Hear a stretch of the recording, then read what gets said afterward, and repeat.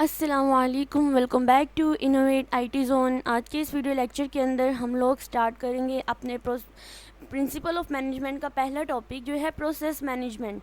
तो what is process management? Basically हमारे पास ये एक सिस्टमेटिक अप्रोच होती है किसी भी प्रोसेसेस को प्लान करना, उनको मॉनिटर करना और किसी भी ऑर्गेनाइजेशन प्रोसेसेस को इम्प्रूव करने की। ठीक है, ये इस बात को इंश्योर करती है कि ऑर्गेनाइजेशन के जो प्रोसेसेस होते हैं वो इफ़ेक्टिव और एफिशिएंटली हों, और ठीक है, और उनके जो रिजल्ट्स होते हैं वो कंसिस्टेंटली हाई क्वालिटी के रिजल्ट प्रोड्यूस करें। यानी इसमें दो बातें याद रखनी है, एक हमारे पास इफ़ेक्टिव और एफिशिएंट, यानी इन दो बातों का याद रखना है कि हमारे जितने भी ऑर्गेनाइजेशनल प्रोसेसेस होंगे वो एफिशिएंट होने चाहिए और इफ़ेक्टिव होने चाहिए, और उनके जो रिज़ल्ट होते हैं ना वो हाई क्वालिटी प्रोड्यूस होने चाहिए और कंसिस्टेंटली होने चाहिए। फिर इन प्रोसेस मैनेजमेंट के under processes are analysed, design, implement, monitor and continuously improved होनी चाहिए। ये आप लोगों ने पॉइंट्स याद रखने हैं, हमारे प्रोसेस मैनेजमेंट के लिए बहुत ज़्यादा इंपॉर्टेंट होते हैं। इनका एम ही ये होता है कि हमारी जो भी प्रोडक्टिविटी होती है, जो भी क्वालिटी और परफॉर्मेंस होती है ना, उनको इन्हेंस करना है अपने प्रोसेस की, अपने प्रोजेक्ट की। ठीक है, अब उसके बाद हम इसके सबसे इम्पोर्टेंट और मेन जो पॉइंट्स आते हैं वो हमारे पास आते हैं, इसके की फंक्शंस आते हैं, इनके जो प्रोसेसेस आते हैं। जब भी हम लोगों ने किसी चीज़ को डेवलप करना है, जब भी हम लोगों ने कोई प्रोजेक्ट बनाना है, तो हमारे लिए 4 स्टेप जो है सबसे ज़्यादा इम्पोर्टेंट है। सबसे पहले आ जाता है प्लानिंग, उसके बाद हमारे पास आता है ऑर्गेनाइजिंग, फिर हमारे पास आता है लीडिंग, देन हमारे पास आता है कंट्रोलिंग। ठीक है, ये आप लोगों ने याद रखने हैं, और ये 4 ही ज़्यादा इम्पोर्टेंट हैं और पेपर में भी इन 4 से रिलेटेड ही पूछा जा सकता है। हर फंक्शन का कोई ना कोई काम होता है, हर फंक्शन का कोई ना कोई एम होता है कि ये क्या क्या एक्टिविटी परफॉर्म कर रहे हैं, तो हम इनको नीचे डिटेल में डिस्कस करेंगे। सबसे पहले हमारे पास आता है प्लानिंग। ये हमारे पास सबसे पहला क्रिटिकल फंक्शन होता है हमारे मैनेजमेंट का। अब इस प्रोसेस में क्या होता है कि जो ऑर्गेनाइजेशनल गोल्स और जो भी ऑब्जेक्टिव्स होते हैं उनको सेट किया जाता है, और फिर उन ऑब्जेक्टिव्स और गोल्स को अचीव करने के लिए डिफरेंट किस्म की स्ट्रेटजीज और एक्शन जो है ना वो डिटरमाइन की जाती हैं, वो परफॉर्म की जाती हैं। अब जो मैनेजर्स हैं वो हमारी प्लानिंग के प्रोसेस के थ्रू क्या करते हैं कि इनके जो फ्यूचर्स होते हैं ना उसको प्रिडिक्ट करते हैं और अनसर्टेनिटीज़ को प्रिपेयर करते हैं। फ्यूचर को प्रिडिक्ट करना, अनसर्टेनिटी प्रिपेयर करने का मतलब क्या होता है?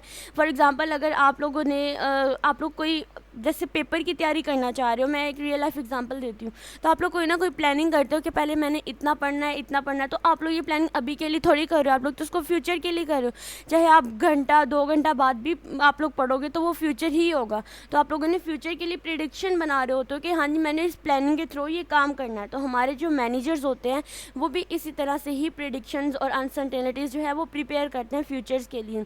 अब इसके अंदर कुछ की स्टेप्स जो है वो हम लोगों ने इंक्लूड करने हैं प्लानिंग के अंदर। सबसे पहले आता है सेटिंग ऑब्जेक्टिव्स, यानी हमारे ऑब्जेक्टिव्स और जो गोल्स होते हैं उनको सेट करते हैं। और फिर अगला पॉइंट आता है डेवलपिंग स्ट्रेटजीज, यानी इसमें मतलब क्या होता है कि हम लोगों ने जो ऑब्जेक्टिव्स और गोल्स सेट किए होते हैं इनको अचीव करने के लिए डिफरेंट किस्म की हम लोगों ने स्ट्रेटजीज और एक्शन जो है ना वो इम्प्लीमेंट करने होते हैं, उनको डिटरमाइन करना होता है। फिर आता है फोरकास्टिंग। अब फोरकास्टिंग में हम लोग देखते हैं कि मार्केट रेट पे हमने इसको कितना लाना है, ठीक है, क्या क्या टेक्नोलॉजीज़ यूज़ करेंगे हम लोग इसको बनाने के लिए, एंड फार्मूलेटिंग द डिटेल्ड प्लान। अब ये जितना भी हम लोगों ने प्लान बनाया है इसको फार्मूलेट करना है, इसको इम्प्लीमेंट करना है। इसमें हमने देखना है कि हम लोगों ने इसको किस तरह से जो है वो यानी पूरा आप कह सकते हैं कि फार्मूला अप्लाई करते हैं कि हम लोगों ने इसको किस तरह से लाना है कि इसमें ये ट्रेंडिंग बने, ठीक है, लोग इसको ज़्यादा से ज़्यादा यूज़ करें। किस तरह से आप लोग, जैसे आप एक वेबसाइट बनाते हैं, एजुकेशनल वेबसाइट बनाते हैं, फाइनल ईयर प्रोजेक्ट बनाते हैं, तो आप लोगों का जो मेन एम होता है वो यही होता है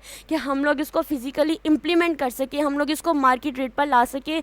स्टूडेंट जो है वो, अगर आप एजुकेशनल बना रहे हो तो स्टूडेंट जो है वो ज़्यादा से ज़्यादा इससे जो है वो बेनिफिट हासिल कर सकें और ज़्यादा से ज़्यादा हमारे पेजेस को ही लॉग इन कर सकें। ठीक है, उसके बाद planning provide the organisation with the clear road map. अब प्लानिंग से क्या होता है, हमें एक हमारे प्रोजेक्ट के बारे में, किसी भी ऑर्गेनाइजेशन के बारे को जो है वो एक कंप्लीट रोड मैप प्रोवाइड कर देता है, एक कंप्लीट आउटलाइन प्रोवाइड कर देता है। ठीक है, अगर हमारी प्लानिंग इफ़ेक्टिवली बन जाती है, हमें रिसोर्सेज अच्छे मिल जाते हैं, तो देन ये लॉन्ग टर्म तक जो है ना वो काम करेगा और इसके गोल को अचीव करना भी बहुत ज़्यादा आसान हो जाएगा। अब नेक्स्ट पॉइंट हमारे पास आता है ऑर्गेनाइजिंग। इस प्रोसेस में क्या होता है कि हमारे पास अब प्लानिंग तो हमारी डन हो गई, अब इसी प्लानिंग को स्ट्रक्चर देने के लिए, ठीक है, हमारी जो ऑर्गेनाइजिंग का जो प्रोसेस होता है वो डिफरेंट रिसोर्सेज और टास्क को इफ़ेक्टिवली एग्जीक्यूट करता है, ठीक है। अब इस प्रोसेस में क्या होता है कि जो मैनेजर्स होता है ना वो रिसोर्सेज को एलोकेट करता है। रिसोर्सेज एलोकेट का मतलब क्या होता है कि उसने कोई ना कोई टीम डिज़ाइन की होती है, कोई ना कोई उसने जॉब डिज़ाइन की होती है, ठीक है, कोई प्रोजेक्ट जो है वो उसको डिज़ाइन किया गया होता है। उसके बाद क्या होता है कि डिफरेंट किस्म के रूल्स एंड जो रिस्पॉन्सिबिलिटीज़ होती हैं वो डिफ़ाइन की जाती है। जब रिसोर्सेज एलोकेट हो जाते हैं फिर डिफरेंट रूल्स अप्लाई किए जाते हैं कि हमने किस तरह से इम्प्लीमेंटेशन करनी है, क्या क्या रूल्स होंगे उस कंपनी के, उस प्रोजेक्ट के, और फिर डिफरेंट हायरार्किकल रिलेशनशिप्स जो होते हैं ना वो इस्टेब्लिश किए जाते हैं, यानी लेवल बाय लेवल जो होते हैं। जैसे पहले जो टास्क है वो इसको दिया जाता है, जैसे कोई मोबाइल एप्लीकेशन आप कह सकते हैं आपने उसको डेवलप करना है, तो क्या करेंगे इसमें ऑर्गेनाइजिंग क्या करें, प्लानिंग तो हमारी डन हो जाएगी कि हमने मोबाइल एप्लीकेशन डिज़ाइन करना है, ठीक है, और हम उसमें टाइम भी बता देते हैं हमने इस टाइम के अंदर अंदर इसको डेवलप करना है। तो ऑर्गेनाइजिंग में क्या होगा कि सबसे पहले एलोकेट रिसोर्सेज, हमें हार्डवेयर सॉफ्टवेयर और कुछ टूल्स जो होते हैं ना वो परचेज करने पड़ेंगे। फिर हम जो भी हमारे जो अंदर डेवलपर्स आते हैं, जो जो लोग आते हैं, स्टेक होल्डर्स आते हैं, उनको हम उनके रूल्स और रिस्पॉन्सिबिलिटीज़ डिफाइन करते हैं कि इसी रूल्स और रेगुलेशन को फॉलो करना, और ये कंपनी इसी चीज़ को ही फॉलो करती है। और उसके बाद हायरार्किकल रिलेशनशिप्स होते हैं, यानी आप कह सकते हैं कि प्रायोरिटी दी जाती है कि सबसे पहला टास्क जो है वो किसने करना है, फिर किसने करना है और फिर किस तरह करना है। इसी तरह से हम लोग एफिशिएंटली जो है ना वो अपने काम को परफॉर्म कर सकते हैं। और इन प्रोसेसेस में सबसे मेन काम जो होता है हमें ये करना है कि हमें काम इस तरह से इम्प्लीमेंट करना है, हमें रिसोर्सेज को इस तरह से डिस्ट्रीब्यूट करना है कि हमारा जो हमें ज़्यादा से ज़्यादा एफिशिएंसी और इफ़ेक्टिवनेस जो है ना वो हासिल हो सके, ठीक है।